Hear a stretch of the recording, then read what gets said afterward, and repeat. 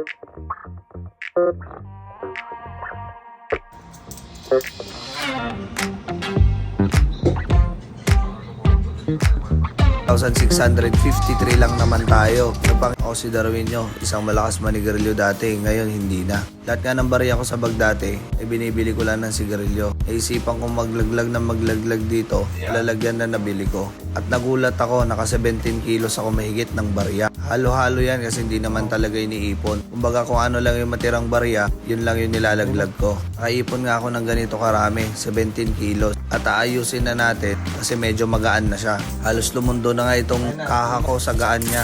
Kaya naisipan ko nang ayusin dahil wala naman akong gagawin. At ito na nga, napakaraming barya. Binukod ko na ngayon 5, 10 at syempre yung piso. Kung ano yung matira sa bulsa at matira ko sa bag, nilalagay ko lang lahat dyan. Syempre proud ako na tinigil ko na yung sigarilyo at nakaipon ako ng ganito. Hindi naman ganun kalaki pero kahit papano habang naiipon, dumadami pa rin. Di malaking tulong pa rin ito kahit papano. May napuntahan kaysa sa nasunog at naging abong sigarilyo. Tamang bilang na ako dyan, naabot nga ako ng gabi kasi may sundo tayo.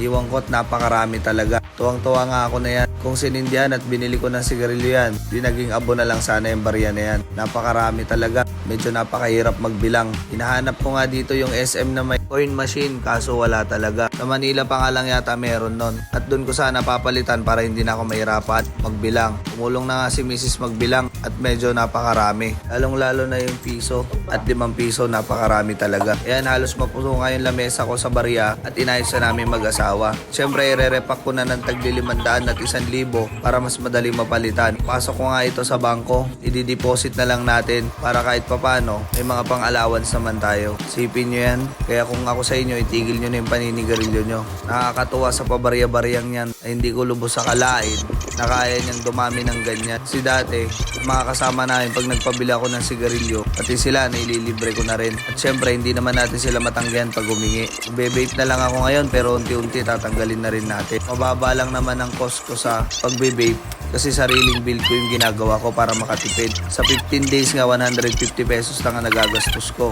Pero unti-unti tatanggalin na lang din natin yan para mas marami tayong maipon na barya. Para kahit papano, mas may invest pa natin siya sa iba. Sakto, napakarami naming bayarin. Kaya kahit papano, hindi akalain dahil sa pagtitigil ng sigarilyo, makakatulong pa nga itong mga naipon na barya na ito. Abo na lang, naging barya pa. Ganon kadali. Nang taon ko nang tinigil yung paninigarilyo ko. 1 taon ko lang to naipon. Bigyan mo ng 10,000. Yung anak ko laging kumukuha ng barya dito. Nakita nyo naman yan. Na sana sulog na yung baga nyo kakasigarilyo. Nagkapera pa kayo.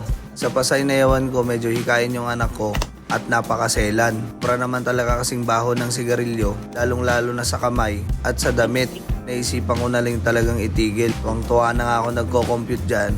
At naka 9,653 lang naman tayo. Ano pang hinihintay nyo guys, itigil nyo na. At lahat ng barya nyo, ipunin nyo na lang. So yun guys, hanggang dito na natin video. Maraming salamat sa inyo.